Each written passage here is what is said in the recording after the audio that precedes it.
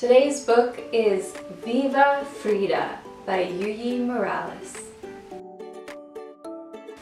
This is such a beautiful book about such an incredible woman.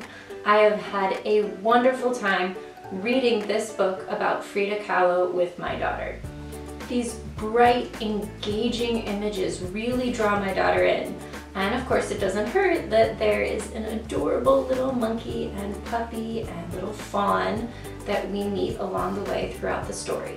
In the book, Frida searches, plays, feels, understands, and creates.